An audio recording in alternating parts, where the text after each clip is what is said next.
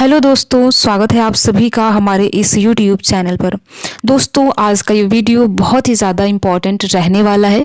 अगर आप UGC net दिसंबर वाला एग्ज़ाम देने वाले हैं या फिर यूजीसी नेट जून 2025 वाले एग्ज़ाम की तैयारी कर रहे हैं तो इस वीडियो को आप अंत तक ज़रूर देखिए और देखने के साथ साथ अपने यार दोस्त मित्र को भी शेयर कीजिए। यहाँ पर देखिए, आप सभी को जैसा कि पता है कि यूजीसी नेट का जो फर्स्ट पेपर होता है वो सबका सेम होता है, चाहे आपका सेकंड विषय कुछ भी हो, हिस्ट्री हो, ज्योग्राफी हो, लेकिन आपका जो फर्स्ट पेपर होता है वो सभी का सेम रहता है। तो फर्स्ट पेपर में कुल मिलाकर 10 यूनिट है, जिसमें एक आपका चैप्टर है, एक यूनिट है हायर एजुकेशन, और हायर एजुकेशन में बहुत सारी चीज़ें हैं। तो यहाँ पर हम टॉपिक वाइज कवर करने वाले हैं। तो आज के इस वीडियो में हम राधा कृष्णन कमीशन के बारे में विस्तार से जानेंगे कि राधा कृष्णन कमीशन कि जो गठन है वो कब किया गया, क्यों किया गया, इसका उद्देश्य क्या है, इसकी सिफारिशें क्या है, इसमें क्या क्या सुझाव दिया गया। साथ ही साथ हम एग्जाम के पॉइंट ऑफ व्यू से जो चीज़ें इंपॉर्टेंट हैं उसको भी अलग से देखेंगे, और इस वीडियो के लास्ट में हम प्रीवियस ईयर के पेपर को भी देखने वाले हैं। यानी कि राधा कृष्णन कमीशन से जो भी प्रश्न बने हैं एग्जाम में, किस प्रकार से प्रश्न बने हैं, उनको भी इस वीडियो के अंत में हम देखेंगे। तो इसलिए देखिए, वीडियो को आप अंत तक ज़रूर देखिए और देखने के साथ साथ अपने यार दोस्त मित्र को भी शेयर कीजिए। अगर आप हिंदी भाषी अभ्यर्थी हैं तो इस वीडियो को आप ज़रूर देखिए, और अगर आप इस वीडियो का पीडीएफ चाहते हैं तो हमें कमेंट बॉक्स में बता सकते हैं, वो भी आपको बहुत ही ईजिली उपलब्ध हो जाएगा। ठीक है, तो चलिए हम समझते हैं। यहाँ पर आप देख सकते हैं कि राधा कृष्णन कमीशन के बारे में हम जानेंगे। जैसा कि आप सभी को पता है, राधा कृष्णन कमीशन है, मुदालियर कमीशन है, कोठारी आयोग है। तो यहाँ से हमेशा एग्जाम में प्रश्न बनते ही बनते हैं, और मुझे उम्मीद है कि आप में से बहुत अभ्यर्थी इन सारी चीज़ों को पढ़े भी होंगे। तो जिन्होंने पढ़ा है वे केवल और केवल रिवीजन के तौर पर इस वीडियो को देख सकते हैं। तो देखिए, हम यहाँ पर केवल और केवल उन्हीं चीज़ों को देखेंगे जहां से एग्जाम में प्रश्न बनते हैं। ऐसे तो देखिए, आपको राधा कृष्णन कमीशन के बारे में यहाँ पे कोई रिसर्च नहीं करना है, यहाँ पर कोई शोध नहीं करना है। केवल व केवल आपको उन्हीं चीज़ों के बारे में जानना है, उन्हीं चीज़ों के बारे में पढ़ना है जहां से आपके एग्जाम में प्रश्न बनते हैं। ठीक है, तो चलिए देखते हैं। यहाँ पर देखिए, राधा कृष्णन कमीशन है, जिसे क्या कहा जाता है, जिसे विश्वविद्यालय शिक्षा आयोग कहा जाता है। तो इसको आपको ध्यान में रखना है कि राधा कृष्णन कमीशन को विश्वविद्यालय शिक्षा आयोग भी कहा जाता है, यूनिवर्सिटी एजुकेशन कमीशन भी कहा जाता है। ठीक है, तो यहीं से आप देख सकते हैं एक प्रश्न आपका यहीं से आ गया कि विश्वविद्यालय शिक्षा आयोग किस कमीशन को कहा जाता है, तो राधा कृष्णन कमीशन को कहा जाता है। राधा कृष्णन कमीशन का नाम क्यों पड़ा है, आगे हम देखते हैं। देखिए, भारत के प्रथम उपराष्ट्रपति की अगर हम बात करें कि कौन है, तो आप सभी को जैसा कि बहुत लोगों को पता होगा और नहीं भी पता होगा, तो भारत के प्रथम उपराष्ट्रपति थे सर्वपल्ली राधाकृष्णन, जिनके नाम से ही पड़ा राधा कृष्णन कमीशन। ठीक है, तो इस प्रकार से आप याद रख सकते हैं कि इस जो आयोग है, ये राधा कृष्णन कमीशन है, इसकी स्थापना यानी इसका गठन 1948-49 में किया गया। और क्यों किया गया, जो भारत में उच्च शिक्षा है उसकी संरचना में सुधार के लिए इस कमीशन का गठन किया गया, और इस आयोग की जो अध्यक्षता है वो सर्वपल्ली राधाकृष्णन जी ने किया, जो भारत के प्रथम उपराष्ट्रपति हैं। ठीक है, तो इस प्रकार से देखिए, उपराष्ट्रपति थे, तो इस प्रकार से आप इन सारी चीज़ों को याद भी कर सकते हैं, क्योंकि यहाँ से प्रश्न पूछा जा सकता है कि आपका जो राधा कृष्णन कमीशन है ये किसके नाम पर पड़ा है। तो यहाँ पर आप देख सकते हैं सर्वपल्ली राधाकृष्णन, जो कि भारत के प्रथम उपराष्ट्रपति थे, इनके नाम पर पड़ा है, और इसकी स्थापना 1948-49 में हुई है, और साथ ही साथ इसे विश्वविद्यालय शिक्षा आयोग भी कहा जाता है। ठीक है, तो यहाँ पर हो गया राधा कृष्णन कमीशन के बारे में। अब हम इसके उद्देश्य की तरफ चलते हैं कि इसका उद्देश्य क्या था, यानी कि इसकी स्थापना क्यों की गई। तो यहाँ पर आप देख सकते हैं कि इस आयोग का उद्देश्य भारतीय उच्च शिक्षा की समस्याओं को समझना और उसके सुधार के लिए सिफारिशें देना था, ताकि यह समाज, अर्थव्यवस्था और राष्ट्र निर्माण में योगदान कर सके। यानी कि इस जो राधा कृष्णन कमीशन है, इसकी स्थापना इसीलिए की गई कि जो भारत में उच्च शिक्षा है, जो उसमें समस्या आती है उनको समझा जा सके, और सुधार के लिए इस कमीशन के द्वारा सिफारिशें पेश की जा सके, जिससे समाज, अर्थव्यवस्था और राष्ट्र के निर्माण में योगदान हो सके। ठीक है, इसके बाद देखिए, राधा कृष्णन कमीशन की कुछ सिफारिशें हैं जो कि आप इस प्रकार से यहाँ पर देख सकते हैं। तो देखिए, अगर आपको इस वीडियो का पीडीएफ चाहिए तो आप कमेंट बॉक्स में हमें ज़रूर बताएं, जिससे कि आपको बहुत ही आसानी से ये पीडीएफ मिल जाएगा। क्योंकि देखिए, पीडीएफ से ये होता है कि बहुत जल्दी रिवीजन हो जाता है। पहले आप वीडियो देखिए, उसके बाद आप बहुत ही जल्दी रिवीजन भी कर लेंगे। ठीक है, तो यहाँ पर आप देख सकते हैं, हम सिफारिश के यहाँ पर देख सकते हैं कि राधा कृष्णन कमीशन की सिफारिशें क्या क्या है। तो यहाँ पर पहला है उच्च शिक्षा के उद्देश्य। ठीक है, तो यहाँ पर है लोकतंत्र की रक्षा, जिसमें है शिक्षा का उद्देश्य लोकतांत्रिक मूल्यों को बढ़ावा देना है। यानी कि शिक्षा का उद्देश्य क्या है, लोकतांत्रिक मूल्यों को बढ़ावा देना है। उसके बाद चरित्र निर्माण है, जिसमें आप देख सकते हैं कि छात्रों में नैतिक और आध्यात्मिक मूल्यों का विकास करना। उसके बाद है शिक्षा और रोजगार का संबंध। शिक्षा का उद्देश्य समाज को कुशल नागरिक प्रदान करना होता है। ठीक है, इसके बाद देख सकते हैं कि ज्ञान का विकास विस्तार में क्या है। तो शिक्षा का उद्देश्य नए विचारों का विकास और ज्ञान का प्रसार करना होता है। और दूसरा सिफारिश देख सकते हैं कि विश्वविद्यालयों का सुधार, यानी कि राधाकृष्णन कमीशन में जो दूसरा सिफारिश है ये है कि विश्वविद्यालयों का सुधार हो सके। तो इसमें पहला पॉइंट है शिक्षकों और छात्रों का अनुपात संतुलित किया जाए। ठीक है, इसके बाद विश्वविद्यालयों में अनुसंधान को बढ़ावा दिया जाए, यानी जो रिसर्च है उसको बढ़ावा दिया जाए। तीसरा आप देख सकते हैं कि विश्वविद्यालय स्वायत्त हो और राजनीतिक हस्तक्षेप से मुक्त हो, यानी कि विश्वविद्यालय में किसी भी प्रकार का कोई राजनीतिक दबाव न हो, विश्वविद्यालय स्वायत्त होना चाहिए। तो ये जो सारी सिफारिशें हैं ये राधाकृष्णन कमीशन जब बनाया गया था उस समय ये पेश किया गया था। इसके बाद आप तीसरा देख सकते हैं कि महिला शिक्षा पर बल दिया गया। ठीक है, जिसमें महिलाओं के लिए उच्च शिक्षा को प्रोत्साहित किया जाए, महिला शिक्षा के लिए विशेष विद्यालय महाविद्यालय स्थापित किए जाए, यानी कि जो महिलाएं हैं उनके शिक्षा के लिए विशेष विद्यालय और साथ ही साथ महाविद्यालयों की स्थापना की जाए। और चौथा पॉइंट है धर्मनिरपेक्ष शिक्षा, यानी कि कोई धर्म को लेकर कोई भेदभाव न हो। तो यहाँ पर आप देख सकते हैं कि शिक्षा को धर्मनिरपेक्ष बनाया जाए, जिसमें किसी भी धर्म विशेष की शिक्षा न दी जाए, यानी कि मान लीजिए जहाँ भी आपको शिक्षा दी जाए वहाँ पर ये नहीं कि हिंदू धर्म की दी जाए या फिर किसी एक विशेष धर्म की दी जाए या फिर मुस्लिम धर्म की जाए, ईसाई, यानी कि कहने का मतलब ये है कि शिक्षा ऐसी होनी चाहिए जो धर्मनिरपेक्ष हो, वहाँ पर किसी विशेष धर्म को बढ़ावा न दिया जाए। ठीक है, इसके बाद देख सकते हैं कि पांचवा सिफारिश है शिक्षा का माध्यम। तो यहाँ पर स्पष्ट रूप से कहा गया है कि उच्च शिक्षा का माध्यम मातृभाषा या क्षेत्रीय भाषा हो। ये सारी सिफारिशें हैं जो राधाकृष्णन कमेटी के दौरान पेश की गई थी।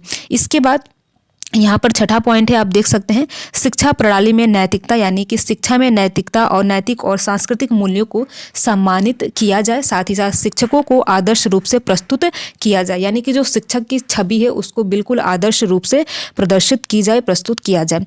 सातवां आप देख सकते हैं यहाँ पर है शिक्षक प्रशिक्षण पर बल दिया जाए, शिक्षक प्रशिक्षण पर बल दिया जाए। यहाँ पर शिक्षकों को नियमित रूप से प्रशिक्षण किया जाए और उनकी गुणवत्ता पर ध्यान दिया जाए, यानी कि जो टीचर होते हैं उनको प्रशिक्षण दिया जाए, ट्रेनिंग दिया जाए और उनकी जो क्वालिटी है उस पर ध्यान दिया जाए कि अगर उनके पास क्वालिटी रहेगी तभी अभ्यर्थियों को, तभी छात्रों को अच्छी शिक्षा दे पाएंगे। ठीक है, और यहाँ पर आठवां पॉइंट है वित्त पोषण, जिसमें आप देख सकते हैं कि उच्च शिक्षा के लिए पर्याप्त वित्तीय सहायता प्रदान की जाए, यानी उच्च शिक्षा के लिए जो वित्तीय सहायता है वो प्रदान की जाए। साथ ही साथ विश्वविद्यालयों के लिए स्वतंत्र वित्त पोषण सुनिश्चित किया जाए, जितने भी यूनिवर्सिटी है उनके लिए स्वतंत्र वित्त पोषण की व्यवस्था की जाए। इसके बाद आप नवा पॉइंट देख सकते हैं कि तकनीकी और व्यावसायिक शिक्षा पर जोर दिया जाए। तो यहाँ पर है उच्च शिक्षा के साथ साथ तकनीकी और व्यावसायिक शिक्षा को भी प्रोत्साहित किया जाए। ठीक है, यहाँ पर लास्ट पॉइंट है अनुसंधान और नवाचार। ठीक है, इसमें शोध और अनुसंधान के क्षेत्र में अधिक ध्यान दिया जाए, ये है आपका राधाकृष्णन कमेटी में ये सुझाव दिया गया था। इसके बाद अगला पॉइंट है राष्ट्रीय और अंतर्राष्ट्रीय स्तर पर अनुसंधान को बढ़ावा दिया जाए, यानी कि जो रिसर्च है उसे नेशनल और इंटरनेशनल लेवल पर बढ़ावा दिया जाए, जिससे कि शिक्षा में जो सुधार है वो किया जा सके और शिक्षा की जो क्वालिटी है, यानी जो एजुकेशन की क्वालिटी है उसमें सुधार की जाए। तो इस प्रकार से देखिए अब ये यहाँ पर हम देखते हैं कि राधाकृष्णन कमीशन है इसका महत्व क्या है। तो इसका पहला महत्व ये है कि यह आयोग भारतीय उच्च शिक्षा प्रणाली का आधारभूत ढांचा तैयार करने में सहायक रहा है। आयोग ने उच्च शिक्षा को समाज और संस्कृति से जोड़ने का प्रयास किया है, यानी कि जो राधाकृष्णन कमीशन है इसने उच्च शिक्षा को समाज और संस्कृति से जोड़ने का प्रयास किया है, जोड़ने का काम किया है। इसके बाद अगला पॉइंट है शिक्षा में नैतिक मूल्यों और लोकतांत्रिक आदर्शों को शामिल करने की वकालत पर ये जो राधाकृष्णन कमीशन है ये जोर देता है। तो इस प्रकार से देखिए यहाँ पर हमने क्या जाना, पहले तो हमने राधाकृष्णन कमीशन के बारे में जाना कि इसका गठन कब किया गया, और उसके बाद हमने ये जाना कि इसका जो नाम है ये किसके नाम पर पड़ा है। तो ये हमारे देश के प्रथम उपराष्ट्रपति सर्वपल्ली राधाकृष्णन जी के नाम पर पड़ा है। इसके बाद इसके उद्देश्यों को हमने देखा कि इसका उद्देश्य क्या है। इसके बाद इसमें जो सुझाव दिए गए थे हमने सुझाव को विस्तार से जाना कि इसमें क्या क्या सुझाव दिए गए थे। इसके बाद हमने राधाकृष्णन कमीशन का महत्व के बारे में जाना। अब उम्मीद है कि ये सारी चीज़ें आपको समझ में आ गई होंगी। अब हम चलते चलते हैं प्रश्न और उत्तर पर। यहाँ पर हम यूजीसी नेट के हिसाब से थोड़ा सा जो इंपॉर्टेंट है, जो कि बिल्कुल आपको याद ही रखना है, ये भूलना नहीं है, तो यहाँ पर इसको भी देख लेते हैं। राधा कृष्णन कमीशन का गठन आप देख सकते हैं 1948-49 में किया गया था। इसे विश्वविद्यालय शिक्षा आयोग भी कहा जाता है, तो इसको आपको बिल्कुल भी नहीं भूलना है कि राधा कृष्णन कमीशन को विश्वविद्यालय शिक्षा आयोग भी कहा जाता है। इसके अध्यक्ष कौन थे, यानी इसकी अध्यक्षता किसके द्वारा की गई? सर्वपल्ली राधाकृष्णन जी के द्वारा की गई, जो भारत के प्रथम उपराष्ट्रपति थे।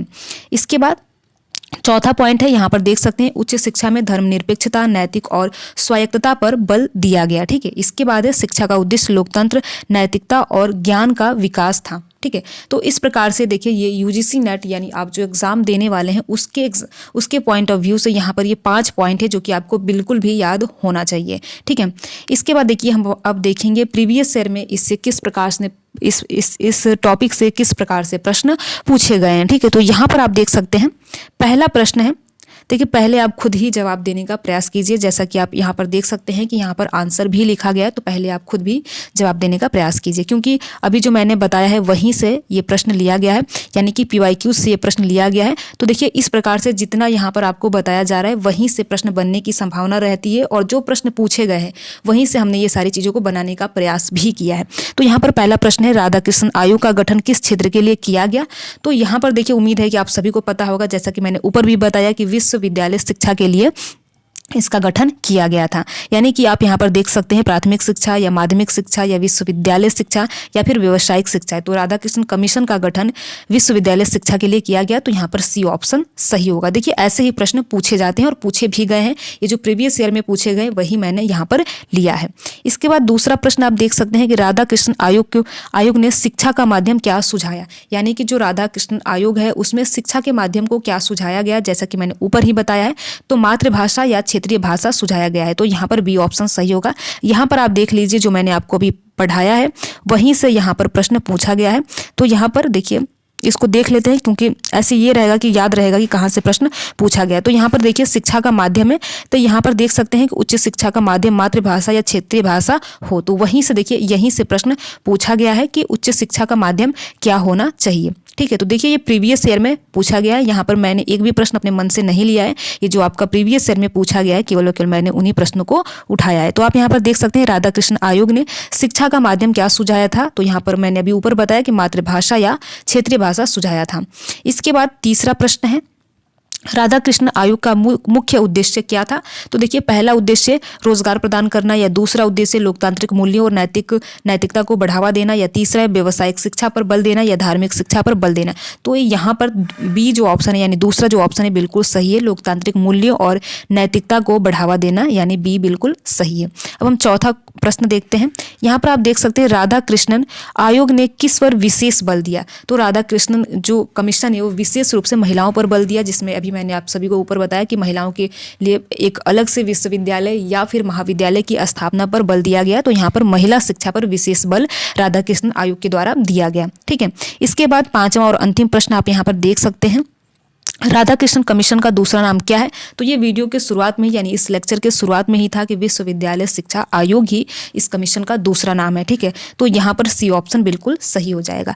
तो ये रहा राधाकृष्णन कमीशन से एग्जाम के पॉइंट ऑफ व्यू से चीज़ें मैंने यहाँ पर बताई है। तो देखिए अगर आपको ये वीडियो अच्छा लगा हो तो वीडियो को आप ज़रूर लाइक कीजिए और अपने यार दोस्त मित्र को भी शेयर कीजिए, और साथ ही साथ अगर आप चाहते हैं इस वीडियो का PDF तो हमें कमेंट बॉक्स में ज़रूर बताएं और आपको बहुत ही जल्द उपलब्ध भी करा दिया जाएगा। तो देखिए अब एग्ज़ाम आपका 3 जनवरी से स्टार्ट है, बहुत ही ज़्यादा समय नहीं बचा है। आप जितना हो सके रिवीजन करते रहिए, और ऐसे ही हम टॉपिक वाइज जो कवर करने लायक रहेगा उसको हम कवर करेंगे, क्योंकि ज़्यादा समय बचा नहीं है तो बहुत ज़्यादा कवर हो भी नहीं सकता। लेकिन हम राधाकृष्णन कमीशन को बताएंगे, मुदालिर कमीशन और कोठारी आयोग, यानी कि जो छोटे छोटे टॉपिक है जहाँ से प्रश्न पूछे गए हैं उनको हम पूरा कराने का, उनको हम कवर कराने का प्रयास करेंगे। तो वीडियो में लास्ट तक बने रहने के लिए आप सभी का बहुत बहुत धन्यवाद। अगर आपको ये वीडियो अच्छा लगा हो तो वीडियो को आप लाइक ज़रूर कीजिए, और साथ ही साथ अपने यार दोस्त मित्र को शेयर भी कीजिए। अगर आप किसी भी प्रकार का कोई सुझाव या राय हमें देना चाहते हैं तो कमेंट बॉक्स में दे सकते हैं। Thank you.